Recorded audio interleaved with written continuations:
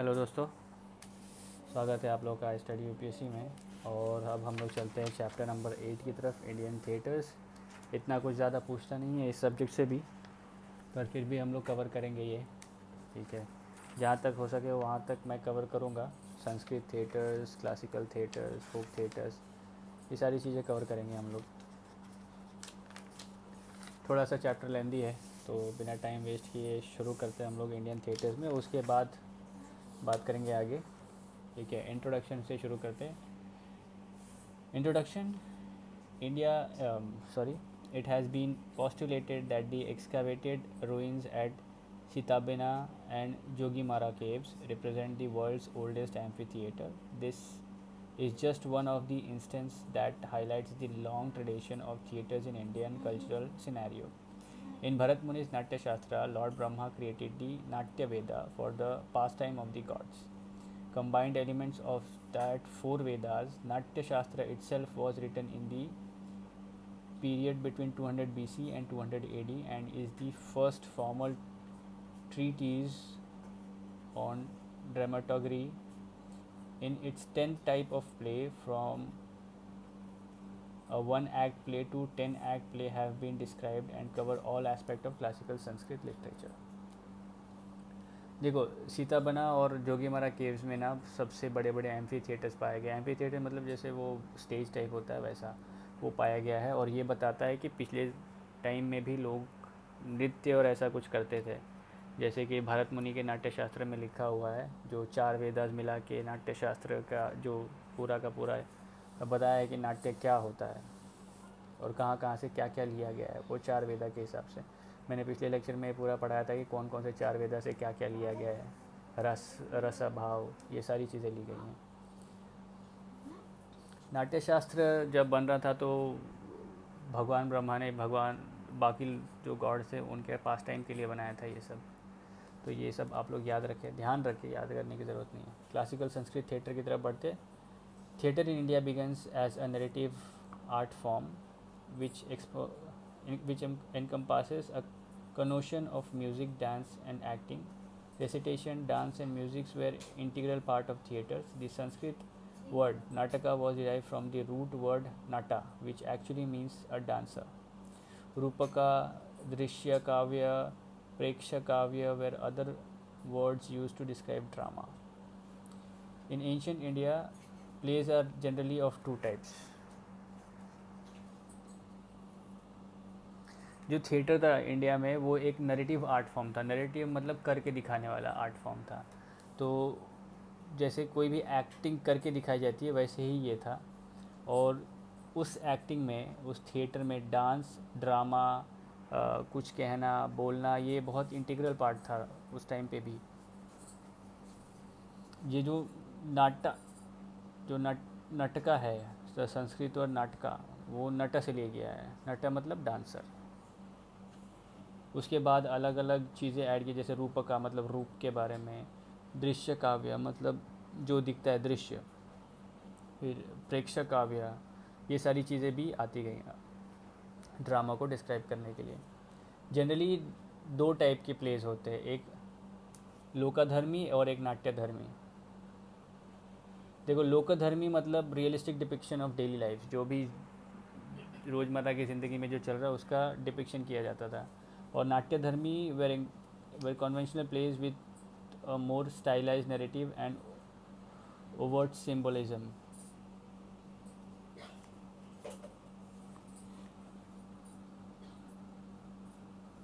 देखो, सरीपुत्र पराक्रमा बाय अश्वघोषा an eminent philosopher is considered the first example of classical Sanskrit drama. It was a 9 act play. कितने act का play है ये भी डिसाइड होता है थिएटर में। जैसे आप इंडियन क्या बोलते हैं वो,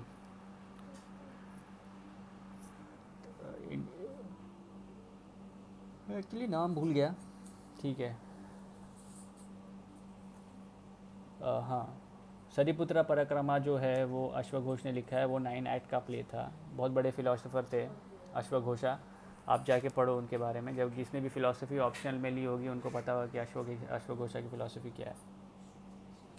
another important play writer of that time was भाषा, who composed 13 plays probably in the period between 3 and 4th century AD. Sudraka was the first to introduce the essence of conflicts in his plays. Mirchakatika, apart from a hero and heroine, this plays features an antagonist for the first time. तो सुद्रका जो थे उन्होंने उनके play में जो मिर्चकतिका थी उस play के अंदर पहली बार विलन को इंट्रोड्यूस किया. जनरली हीरो हीरोइन रहते थे और विलन नहीं रहता था. तो एंटेगनिस्ट उस टाइम पे फर्स्ट टाइम इंट्रोड्यूस किया किसने? सुद्रका ने. उनके कौन से प्ले के अंदर? मिर्चकटिका. कालिदास को कौन नहीं जानता है? ठीक है, देखो Kalidasa is perhaps the most popular among the Sanskrit play writers. His 3 works Malvika, गनिमित्रम,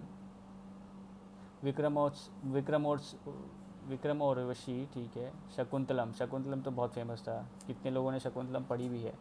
are some of the finest example of classical Sanskrit drama. Kalidasa was unparalleled in his portrayal of eternal conflict between desire and duty. Kalidasa की जो ये रहती थी theatres या जो भी वो लिखते थे उसके अंदर डिज़ायर और ड्यूटी के बारे में कि क्या तुम्हारा कर्तव्य है और क्या तुम्हारा डिज़ायर है, उन दोनों से अलग कैसे जाना है. जो भी डिज़ायर है वो वर्ल्डली थिंग है, माया है, ऐसा उनके प्लेज में रहता था. Some of the other examples plays include Uttararamacharita, Mahaviracharita by Bhavabhuti, Mudrarakshasa by Vishakhadatta and Ratnavali by Harshavardhana. ये कुछ और संस्कृत प्ले राइटर्स हैं और इस पे यूपीएससी ने क्वेश्चन पूछा हुआ है कि हाँ ये वाला तो आप लोगों को याद है कि मुद्रा राक्षसा किसने लिखा था. उसके बाद सरिपुत्र पराक्रमा किसने लिखा था. रत्नावली के बारे में एक बार पूछा था, हर्षवर्धना ने लिखा था. हर्षवर्धना किंग थे. In the classical Sanskrit tradition plays were categorize in 10 types, namely Anka, Bhana, Dima, इमाग्रा, Nataka, Prahasana, Prakarana, Samavakara, Vithi and vyogah. Natya Shastra describe only 2 of these, Nataka and Parakrana. Classical Sanskrit plays were bounded by few rigid conversations. जो classical Sanskrit का जो play है वो बहुत ही जटिल था और उनको जल्दी ब्रेक नहीं कर सकते थे हम लोग, तो वो एक लय में जाता था. जो 10 टाइप के मैंने अभी नाम लिए कैटेगरीज़ में, उस कैटेगरीज़ में वो प्ले बैठने ही चाहिए, ऐसा था. उसको आउट ऑफ द बॉक्स जाने के लिए बहुत मशक्क़त करनी पड़ती थी. There were generally 4 to 7 act plays. यहाँ पे देखो 9 एक्ट का प्ले था. कितने 10 भी थे. 4 to 7 प्लेज होते जनरली. बहुत ज़्यादा अगर कोई सोचे तो वो 10 तक जाता था, नहीं तो 4 से 7 तक रहते थे. These always had happy endings, unlike the Greek tragedies where the hero wins or does not die. Portrayal of tragedy was almost rare. The protagonist was male who would always achieve the object of his desire at the end. The play had a well-defined opening, progression, development, pause and conclusion. Sanskrit plays followed an almost ritualistic progression as described below. एक proper order में चलता था Sanskrit play. इसी के लिए Sanskrit play जब एक तो संस्कृत इतनी डिफ़िकल्ट है समझने के लिए, ऊपर से ये प्लेस भी एक पूरे ऑर्डर में चलेंगे तो इनका डिक्लाइन होना स्वाभाविक है. क्योंकि जैसे प्राकृति आएगी, ब्राह्मी आएगी, प्राकृत लैंग्वेज में लोग लिखना शुरू करेंगे, जो लोगों की भाषा है उसमें अगर लोग लिखना शुरू करेंगे, सोचना शुरू करेंगे, बनाना शुरू करेंगे तो संस्कृत ऑटोमेटिकली डिक्लाइन हो जाएगी. तो फिर आगे आप लोगों को पता चलेगा कि संस्कृत डिक्लाइन होने का रीज़न क्या है. मेन संस्कृत थिएटर्स क्यों डिक्लाइन हो गए. देखो पहले तो ये बहुत ही रिजिड है, उसको जल्दी तोड़ा नहीं जा सकता. एक ऑर्डर में चलता है, एक प्रोग्रेशन में चलता है. उसका प्रॉपर एक ऑर्डर है कि हाँ ये चीज़ और ये चीज़ होंगी, उसके बाद ही ये अलग कुछ आएगा. इसको तोड़ना बहुत डिफ़िकल्ट है. तो इसलिए ये ज़्यादातर ब्राह्मण कम्युनिटी भी करेगी क्योंकि संस्कृत वहीं पे ज़्यादा चलता था. अच्छा देखो रिचुअलिस्टिक प्रोग्रेशंस कैसे थे उसमें. The play started with a number of pre play rituals also known as Purvaranga, most of which were perform behind the curtains. Purvaranga पहले होता था, followed by Sutradhar who was the stage manager and describes the pledge manager, director, and entered the stage with his assistants. Dressed in white, he would offer prayers to deity and seeks his blessing. पहले पहले pre play rituals होंगे,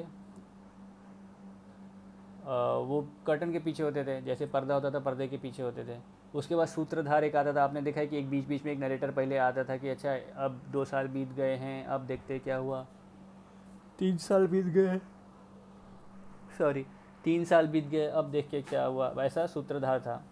वो पहले आएगा और जो भी वहाँ देवी देवता है उसको प्रणाम करेगा और फिर आगे बढ़ेंगे हम लोग. After the leading lady was summoned and the time and place of the play was announced by the सूत्रधार. He also gave a brief introduction of the playwright. एक brief introduction भी देता था सूत्रधार कि ये नाटक किस बारे में है. The theatre as per Bharata could accommodate around 400 people. 400 लोग 400%, 400 लोग एक थिएटर में रह सकते थे. The stage were 2 storied.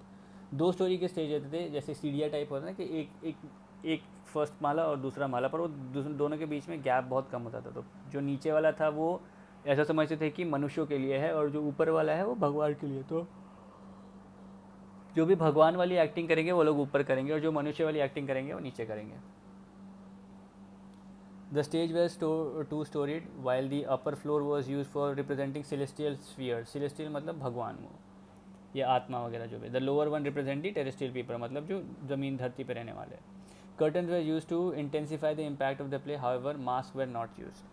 Curtains use करते थे, जैसे पर्दा गिर गया अब आगे क्या होगा, पर्दे के बाद फिर पर्दा खुलता, वैसा मास्क वास्क कुछ यूज़ करते नहीं थे. Characters in Sanskrit plays were important. They were broadly classified to 3 kinds which are nayika hero और the protagonist. Nayika heroine and the vidushaka clown joker. Nayika hero played by male. आप लोगों को पता है कि नायक हमेशा आदमी रहता है. Maybe of a different personalities like Lalita, kind-hearted, Shanta, calm and composed, Uddat, aggressive and agitated or arrogant, etc. Hero may also be Pratinayika, antagonists such as Ravana, Duryodhana, etc. Nayika, heroine played by female, are queens, friend, courtesians, Ganikas and divine ladies, Divya. Viduchuka clown, the comic character, plays a vital role in the play. He is the noble and good-hearted, often a friend of the hero. He questions the prevailing social norms through satire. Traditionally, he spoke in Prakrit while others spoke in Sanskrit. Thus, the Sanskrit play became an amalgamation. Thus, the Sanskrit play becomes an amalgamation of entertainment and religious traditions. तो इन सब के आने से ना क्या होता है कि अभी क्लाउन जब आया, जब एक कॉमिक कैरेक्टर आ जाता है ना तो लोग बोलते हैं कि जान आ जाती है एक पूरे नाटक में. वैसे ही था कि वो सटायर मारेगा, जो भी रोज़मर्रा की ज़िंदगी में चलता रहता है उसके बारे में बताएगा. वो प्राकृत में बोलता था, तो उस टाइम पे प्राकृत मतलब लोगों की भाषा, संस्कृत मतलब हाँ ठीक है पढ़े लिखे की भाषा संस्कृत. देखो list of prominent ancient Sanskrit plays के बारे में दिया हुआ है, यहाँ पे भाषा दिया हुआ है. भाषा कितने ऑथर भाषा है और ड्रामा क्या था. Swapna वसवदत्ता is one of the best drama written by him. Many of his plays are based on themes from the 2 great epics. The play based on the Ramayana are Pratima and Abhishekha, while Madhyama, Vyodhoga, Duttaghottakacha और कर्णभरा, उर्भंगा, ये सारे इन्होंने लिखे, इनके place हैं. भाषा का, भाषा ऑथर का नाम है, ठीक है. कालिदासा के प्ले आप लोग को मालूम है, मालविका, गनिमित्रम, उसके बाद विक्रमा, उर्वशी, उस शकुंतलम, ये सारी चीज़ें हैं. शूद्रका ने मिर्चकातिका लिखी थी और इसके अंदर पहली बार उसने क्या इंट्रोड्यूस किया था, एंटेगनिस्ट. विशाखा दत्ता ने मुद्रा राक्षसा लिखी थी. हर्षवर्धन ने रत्नावली लिखा है. नागानदा क्या है यार, ये नागानादा ये एक लिखी है. भावभूति ने Uttara Ramacharitram, the later life of Rama लिखा है. महावीर चरित्र लिखा है. मालती माधव लिखा है. ये सारे ड्रामाज उन्होंने लिखे हुए हैं। ज़्यादा नहीं है, देखो कालिदास है, विशाखा दत्ता है, हर्षवर्धन है, शूद्रका है एंड भावा है। ठीक है, reason of decline of Sanskrit theatre, देखो मैं इतना लाइटली इसको इसलिए पढ़ा रहा हूँ कि इसमें से ज़्यादा क्वेश्चन पूछते नहीं हैं। अगर आप देखोगे 4 साल 5 साल का पेपर निकाल के तो ट्रेंड चेंज हो गया, पर मुझे ये पढ़ाना है क्योंकि मैं कोई भी चीज़ अनछुआ नहीं छोड़ सकता, है ना। क्या पता कभी इससे क्वेश्चन आ जाए और आप बोलोगे कि नहीं भैया ने पढ़ाया नहीं है ये सब, मेरे को तो पता ही नहीं। तो इसलिए मैं पढ़ा रहा हूँ आप लोगों को। आप लोग के मन में मतलब दिमाग में एक छोटा सा कॉन्सेप्ट होना चाहिए, ये हमेशा रहना चाहिए कि हाँ मैंने ये पढ़ा है। जहाँ आपके मन में ये कॉन्सेप्ट आ गया ना कि नहीं मैंने ये पढ़ा नहीं है, मैंने ये स्किप कर दिया है और ये शायद इसके अंदर से पूछा है, वहाँ पे हो जाता है। क्योंकि अगर वो उसके अंदर से पूछा भी नहीं गया होगा तो आप बोलेंगे नहीं यार इसी में से पूछा है, मैं छोड़ देता हूँ। ऐसा नहीं करना, इसके लिए मैं हर पेज टच कर रहा हूँ इस बुक का।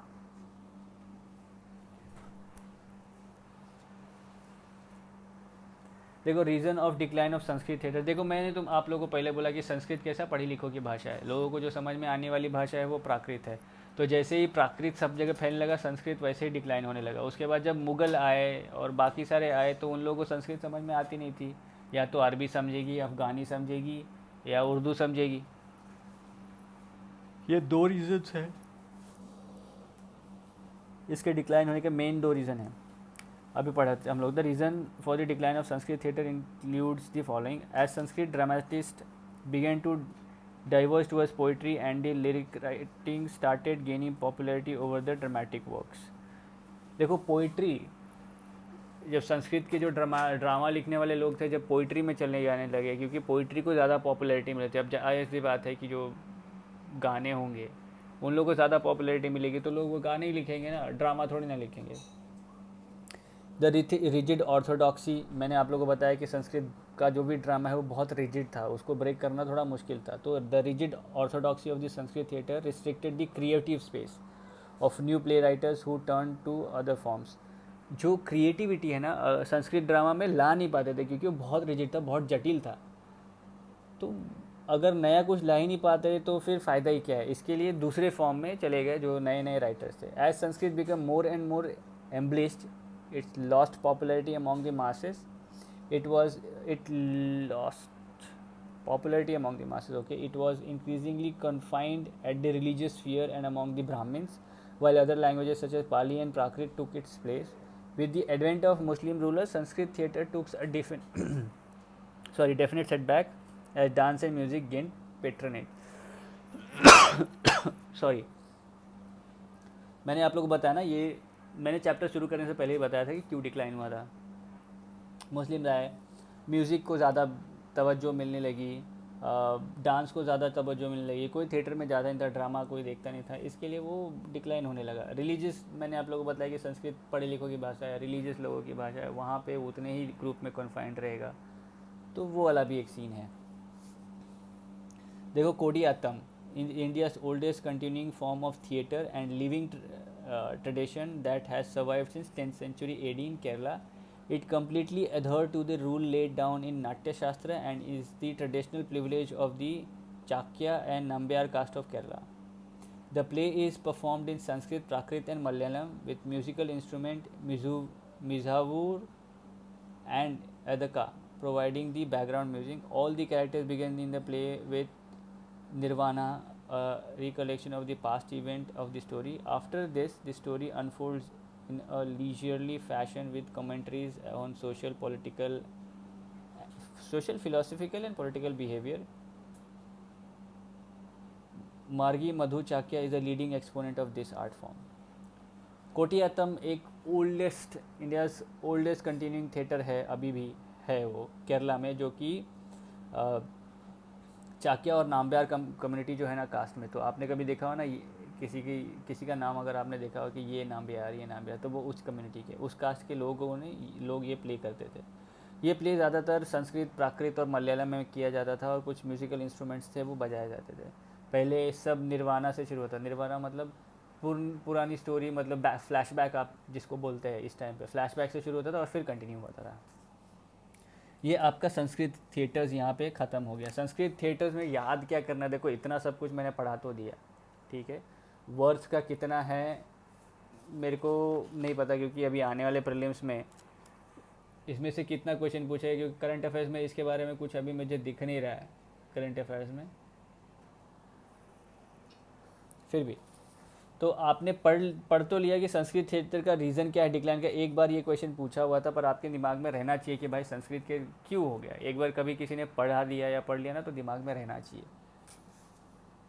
देखो अभी चलते फोक थिएटर्स। फोक थिएटर से पहले मैं ये बताना दूँ कि दोस्तों देखो, मुझे ज़्यादा सपोर्ट आप लोग कर नहीं रहे हो। मैं कोशिश कर रहा हूँ कि हाँ, अपने ऑफिस के टाइम से आप लोगों के लिए थोड़ा टाइम निकाल के मैं 1 घंटा 1.5 घंटा ये पढ़ाता हूँ, book by book, page bye page, word by word, है ना। मैं भी पीपीटी बना के आधे आधे क्वेश्चन निकाल दूंगा, पर फिर सब में और मेरे में फ़र्क क्या रहेगा, है ना। फ्री में दे रहा हो तो वैल्यू ही नहीं है, कोई सब्सक्राइब ही नहीं करते हो। शेयर करो, शेयर भी नहीं करते हो। चलो, फोक थिएटर्स क्या है। फोक मतलब क्या, लोकल लैंग्वेज। तो लोकल पीपल का जैसे फोक म्यूज़िक है, उसको कुछ ये नहीं रहता है कि मतलब हाँ स्टैंडर्ड प्रोसीजर फॉलो करनी है, ये करना है, वो करना है, वो कर, ऐसा कुछ नहीं रहता फोक में, सॉरी फोक में। Indian boasts a rich tradition of folk theatre in various parts of India. The traditional folk theatre reflects the various aspects of local lifestyle, including social norms, beliefs, and customs. While the Sanskrit theatre was more urban oriented and sophisticated in its treatment of the play, folk theatre had a rural roots and the ritualistic flavor was reflected in the dramatic style involved. ठीक है। जो फोक theatre है ना, वो अमीरों की नहीं, मतलब जो लोकल पीपल हैं उनके बारे में ही है। लोकल पीपल वहाँ जो भी लोकल रिलीजन है उन लोगों के पास जैसा उनका कॉस्ट्यूम है, उनका पहनावा है, जैसे उनकी बोली है, जो वो लोग फील करते, उसको ही वो डांस ड्रामा में निकालते हैं। Most of the folk theatre that still exist emerge in the period around 15th to 16th century AD with the devotional theme. However, with time, it started adopting love ballads and accounts of local heroes and thus adopted more secular tone. In the post independence period, folk theatre became a popular method of dissemination of social wisdom than mere social entertainment. To better understand folk theatre across India, let us discuss them one by one. Let us discuss one by one. देखो पहले जो फोक theatre होते थे पहले devotional होते थे, पर फिर बाद में वो लोग ने भी समय के साथ चेंज लाया और सब फिर जो प्यार की बातें हैं वो करने लगे वो लोग, हीरो हीरोइन, लव अफेयर्स, उस बारे में भी करने लगे। तो ये बहुत अडेप्टिव भी था कि बहुत जल्दी अडेप्ट भी कर लेते थे। देखो फोक थिएटर्स में रिचुअल थिएटर्स है, theatre of entertainment, south Indian theatres. Ritual में अनिक्यानाथ, रामलीला, रासलीला, भूता, रमन, ठीक है। थिएटर ऑफ एंटरटेनमेंट बवाई, देशकाठिया, दसकाठिया, गरोडा, जत्रा, करियला, माश, नौटंकी, ओजीपल्ली, पद्मवानी, पोडा, स्वांग, तमाशा, विलुपुटू, बांड पत्थर, भवना, दशावतारा, बंद। और साउथ इंडियन थिएटर में यक्षगाना, बुर्राकट्टा, पगेटी वेशालू, बयलता, तालमंडल, तेयम, कृष्णाट्टम, कुरवंजी, ये सब साउथ में है। देखो जो रिचुअलिस्टिक थिएटर है अनिकानाथ आसाम का, ये 1 एक्ट प्ले है। जनरली 9 एक्ट या 10 एक्ट में या फिर 4 to 6 एक्ट रहते थे, पर ये 1 एक्ट प्ले है। वैष्णव सेठ शंकर देवा, it is a traditional 1 act play started by the famous Vaishnava saint Shankar Deva and his disciples Mahadeva in 15th to 16th century AD. It is performed in the style of an opera and depicts incident from the life of Lord Krishna. Lord Krishna के बारे में ये रहता था अनिकानाथ।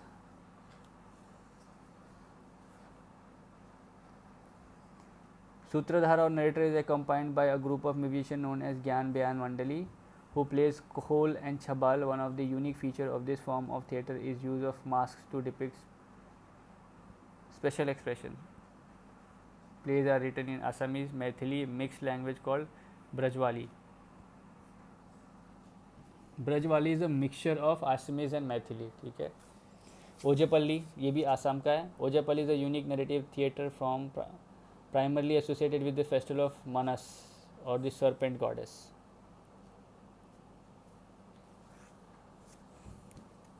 The narration is prolonged affair with three distinct parts: Baniya Kanda, Batiyali Kanda and Deva Kanda.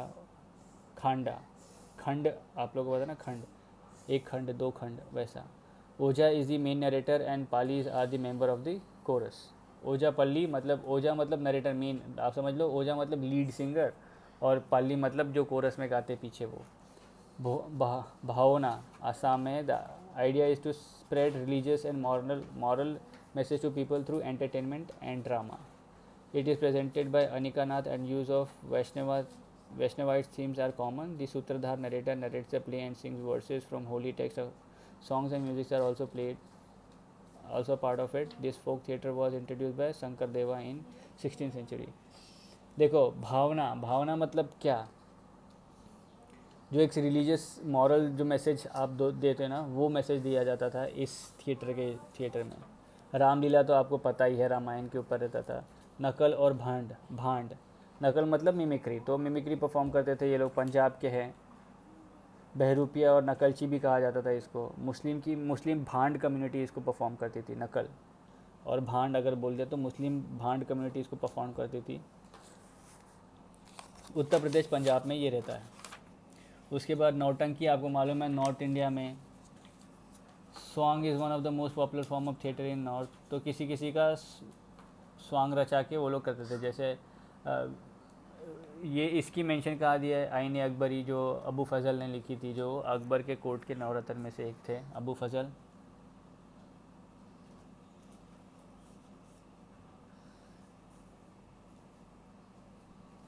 उसके बाद रासलीला आपको मालूम है गुजरात, कृष्ण और राधा की रहती थी। गरोड़ा गुजरात, गरोड़ा जो ब्राह्मण कम्युनिटी गुजरात की वो है। It uses painted pictures to narrate stories of the romance and valour, मतलब शूरवीरता का और रोमांस का पेंट करके वो लोग नरेट करते थे। उसके बाद भूत आराधना आपको पता है। भूत आराधना मतलब स्पिरिट्स को बुलाएंगे, ये होता है कर्नाटक का कोल। So, Bhuta, which means spirit, is a traditional practice of worshipping divine being, ancestor, different kinds of Hindu god and goddess, local folklore, heroes, etc., and is prevalent in the coastal Karnataka. Khola is the chief form of Bhuta worship in its ritualistic theatre. ठीक है, वो एक चीज़ हो गई। Sorry दोस्तों यार, अभी ना मेरा ब्लूटूथ ख़राब हो गया तो मेरे को ये हेडफोन लगा के देखो, ये लगा के बोलना पड़ रहा है, तो इसका इंप्रेशन आ रहा है। तो आप लोग आज इग्नोर करें आज के वीडियो में। मैं थोड़ा और ये करके फिर ले आऊँगा यार। यक्षगाना कर्नाटका का है। Oldest theatre, it is perhaps one of the oldest, सबसे नहीं मतलब वन ऑफ द ओल्डेस्ट में से ये भी एक है। which is prevalent till date in Karnataka and part of Kerala. It originated the royal courts of Vijayanagar Empire and was performed by the particular community known as Jakluvaru. Jakluvaru community ये करती थी और विजयनगर एम्पायर में ये famous हुआ। Originally it was largely depictive dance drama enhanced the single artist. Later form adopted further variations and became the typical dance drama. It is strongly influenced by Vaishnava Bhakti movement. वैष्णव भक्ति movement से inspired था ये। चविकट्टू नाटकम है ये Christian, ये होगा केरला में। It is the oldest maritime theatre from a coastal area. It is a colourful Christian art form and has element borrowed from both European and Kerala art forms. Its origin can be traced with the advent of Portuguese to this region. The theme are stories from the Bible and heroic exploits of legendary Christian warriors. ठीक है भाई लत्ता, इतना ये कुछ important है नहीं। देखो बहुत सारा है ये देखो, मैंने लास्ट टाइम पढ़ रहा था ना, मच्छर मार के इसको इधर ही रख दिया था, देखो ये चिपका हुआ है। ठीक है, तो ये सब है, ये कुछ इतना है नहीं, इसमें से कुछ ज़्यादा पूछता है नहीं। देखो एक है रमामन, ये उत्तराखंड का है। इसको UNESCO world cultural intangible cultural heritage दिया है। It is dedicated to Bhumiliya Devta. Burakatta, Andhra Pradesh. तमाशा आपको मालूम है महाराष्ट्र का है, पोड़वा भी महाराष्ट्र का है, दशावतारा महाराष्ट्र गोवा, जड़ीपत्ती स्वांग राजस्थान, भावाई गुजरात, उसके बाद दसकाठिया इन Odisha. Daskatia is a form of folk theatre popular in Odisha. In this form, there are two narrations: Gayaka, who is the chief singer, and Paliyal, who is the co-narrator. The narration is accompanied by dramatic music composed using a wooden music. ठीक है, माच है, करियाला है, जतरा है. चलो इतना कुछ ये इम्पोर्टेंट नहीं है. उसके बाद थिएटर है, मिरर ऑफ गॉन कल्चर. देखो इसमें मैंने मार्क करके रखा है कि थिएटर क्या है.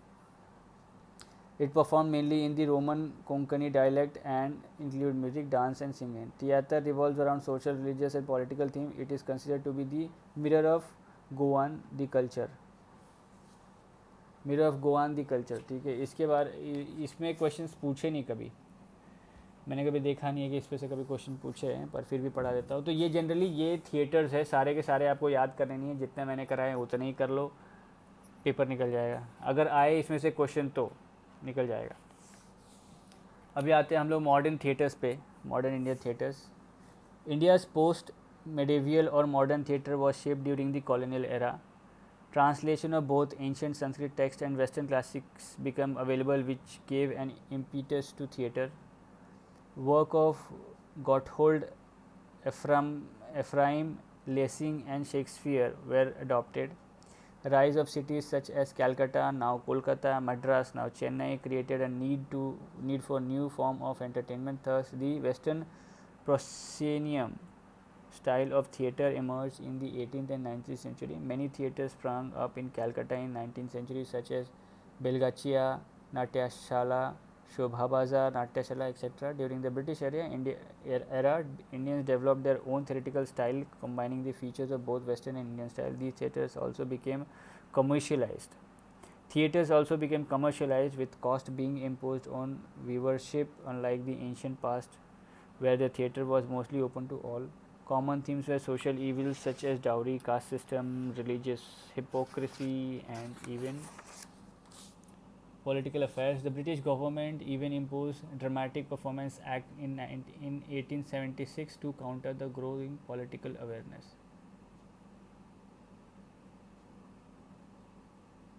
ओके हुआ क्या था. देखो मॉडर्न इंडियन थिएटर कब इवॉल्व हुआ. मॉडर्न इंडियन थिएटर तब इवॉल्व हुआ जब ब्रिटिश आए. अब ब्रिटिश आए तो अपने साथ साथ उनका भी थिएटर और अलग चीज़ें लेके आए. तो क्या हुआ कि जो इंडियन थिएटर था और ब्रिटिश थिएटर था, दोनों को कंबाइन करके एक अलग फॉर्म ऑफ थिएटर बनने लगा. अब जैसे जैसे कॉलोनियल एरा बढ़ा, वैसे वैसे क्या होने लगा कि लोगों को नई सिटीज़ भी बनानी पड़ी उन लोगों. जैसे कोलकाता बनाया उन लोगों ने, चेन्नई बनाया, मद्रास बनाया, चेन्नई बनाया.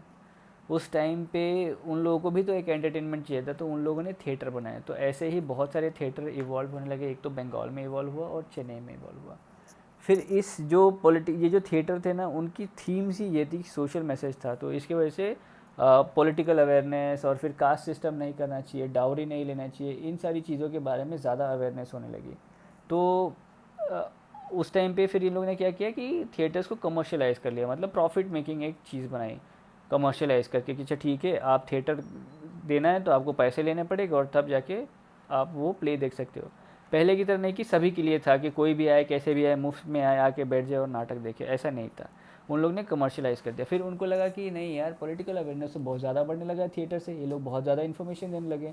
तो फिर इन लोगों ने क्या किया कि ड्रामेटिक परफॉर्मेंस एक्ट इन 1976 लेके आए. और फिर क्या किया इन लोग ने, उसके ऊपर ये एक्ट से उस पर रेगुलेशंस लगाया, क्योंकि अब थिएटर से लोगों को पॉलिटिक्स के बारे में ज़्यादा इन्फॉर्मेशन मिलने लगा, इसके लिए लगाया. The first theatre in Calcutta, now Kolkata, the Calcutta Theatre or the New Playhouse, founded in 1775 and active until 1808. First motion picture in Bengal made by Hiralal Sen were screened at the Star Theatre, Minerva Theatres and the Classical Theatre. First theatre in Madras, now Chennai, Giantly Theatre was the first performance cinema theatre set up in the Madras by Mr. Gangopadhyay Venkaiah. There is also Gaiety Theatre in Shimla since 1887. Parsi Theatre भी था, was famous in West. Parsi Theatre were famous in Western India during 1850s to 1920s, with plays being written in regional language such as Gujarati and Marathi. Colorful backdrops and musics were essential. The theme were romance, humor, melodrama, etc. From the 1930s, with the advent of cinema, many Parsi producers were into filmmaking. Regional theatres of Bengal, Maharashtra, etc. also gained prominence. Rabindranath Tagore was a celebrated playwright. He wrote his first play at the age of 20. Valmiki Pratibha, his famous work are Raktakarabai, Red Oleanders, Chitrangada, Post Office, etc. His themes include nationalism, spirituality, social political situations, etc. Other noted personalities were प्रसन्न कुमार ठाकुर, गिरीश चंद्र घोष, दीनबंधु मित्रा, नील दर्पण ने लिखा था, दीनबंधु मित्रा ने. ये चीज़ PCS वगैरह में आ जाती है, ठीक है, पीसीएस वगैरह में ये चीज़ पूछ लेते वो लोग. In 1943, the Indian People's Theatre Association (ITPA) was formed as a cultural wing of Communist Party. Although it was disbanded in 1947, it played an important role in further development of theatre. Each theatre artist wrote plays on various social themes such as Bengal famine, etc. Notable personalities associated with ITPA were Balaraj Sahani, Prithviraj Kapoor, Bijon Bhattacharya, Ritvik Ghatak, Utpal Dutt, etc. The IPTA now exists in Chhattisgarh, Punjab and West Bengal. Prithvi Theatres के बारे में आप लोगों को मालूम है, was established in 1944 by Prithviraj Kapoor. It was a moving theatre with an encounterage 150 artists and held more than 2000 plays. It was only in 1978 when a permanent theatre was opened in Mumbai, which still exists today.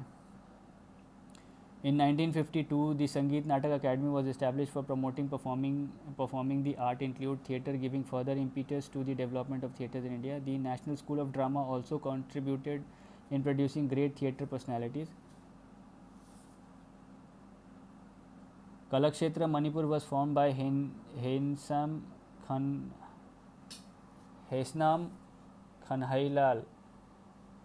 Kanhailal, okay, in 1969 in Manipur to keep the traditional theatres alive. Ratan Thiam established the famous Chorus Repertory Theatre in 1970s. 76. तो ये सारे theatres खोले गए थे, इतना important नहीं है. पृथ्वी theatres आपको मालूम है, पृथ्वीराज कपूर. संगीत नाटक अकेडमी हमको मालूम है क्या है. उसके बाद रविंद्रनाथ टैगोर ने कितने प्लेज लिखे हैं, जैसे वाल्मीकि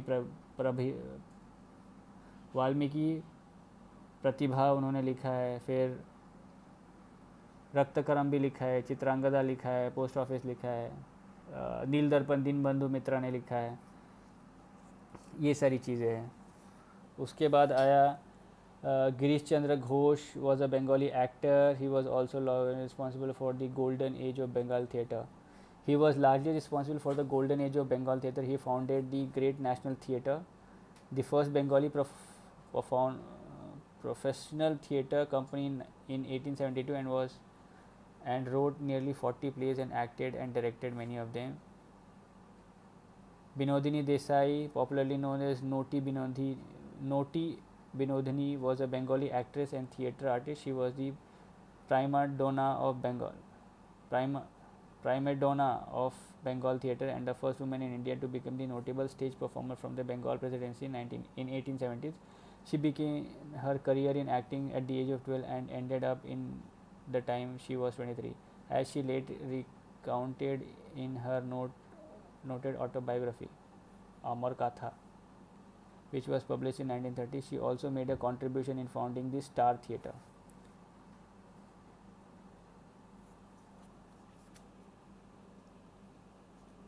ठीक है, ये कुछ इतना सही इम्पोर्टेंट नहीं है. देखो इम्पोर्टेंट क्या है, रुइनास and Sitabenga and Jogimara caves the world oldest amphitheatre वहाँ मिला था. Rupaka drishya kavya and preksha kavya words use to describe drama. Suryaputra Karna by अश्वघोषा first classical Sanskrit drama. Kothiyatam, India's oldest continuing form of theatre and living tradition since the 10th century AD in Kerala, performed in Sanskrit, Prakrit and Malayali language. Malayalam. Modern theatre में World of Gotthard, Ephraim Lessing and Shakespeare were adopted. Theatre sprung up in Calcutta in 19th century such as Belgachia Natyashala and Shobha Bazar Natyashala. तो ये सारे कुछ है. 2018 के बाद से इसमें से कोई क्वेश्चन नहीं पूछा है अभी तक, तो नहीं पूछा है. 2024 है, मतलब 18, 19, 20 5-7 सालों में ये क्वेश्चन कोई क्वेश्चन नहीं पूछा है इसमें. तो आप लोग निश्चिंत रहे, जितना मैं पढ़ा रहा हूँ उतना ही देखें और फिर उसी पे चले. ज़्यादा कुछ चीज़ें हैं जो मैंने बहुत इंपॉर्टेंट चीज़ें जो है मैंने वो कवर कर ली हैं इसमें. इंडियन थिएटर में इंडियन पपेट्री पे आएंगे हम लोग कल.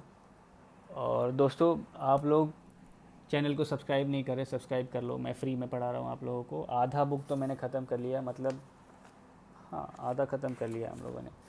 8 चैप्टर्स ख़त्म कर लिए हम लोग ने Indian art and culture by Nitin Singhania की. 8 चैप्टर हो गए. यानी अब हम लोग विजुअल आर्ट्स, परफॉर्मिंग आर्ट पे हम लोग पहुँच गए थे.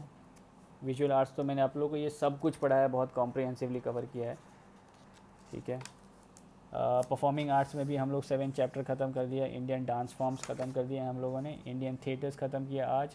इंडियन पपेट्री है वो और इंडियन सर्कस है, ये दोनों मैं एक ही साथ ख़त्म कर दूंगा. ये मैं कवर नहीं करूँगा क्योंकि ये इंटेंजिबल कल्चर, ये अगर कोई अपडेट किया होगा तो वो आपको देखना पड़ेगा, बुक पुरानी है तो ये हम लोग नहीं कवर करूँगा मैं. हाँ, इसमें से जो बेसिक है कि इंटेंजिबल कल्चर क्या होता है, कल्चर हेरिटेज क्या है, ये सारी चीज़ें मैं कवर कर लूँगा. लेकिन जो प्लेसेस है जिनको अभी अभी रिकग्नाइजेशन मिला है वो हम लोगों को करंट अफेयर से देखना पड़ेगा. तो उसके बाद मैं 2 लेक्चर में ये पार्ट बी ख़त्म हो जाएगा. कल्चर्स ऑफ इंडिया भी छोटा ही है, मैं ख़त्म कर दूंगा. तो दोस्तों 9 चैप्टर्स हो गए ख़त्म नितिन सिंघानिया के. कोई डाउट हो, कुछ हो तो आप लोग मेरे को बताएं. और हाँ, कम्युनिटी सेक्शन में मैं ये लिख के डाल दूंगा कि कौन सा थिएटर किसके नाम पे है, तो आप लोग वहाँ से जाके चेक कर सकते हो. और फिर और भी डाउट हो तो मुझे वहाँ पे आप पूछो, मैं कवर करता हूँ वो. चैनल को सब्सक्राइब करें, वीडियो को शेयर करें. जो आपके नए दोस्त हैं जिनके पास बुक भी नहीं है उन लोगों को शेयर करें. मैं आपसे मिलता हूँ अगले वीडियो में.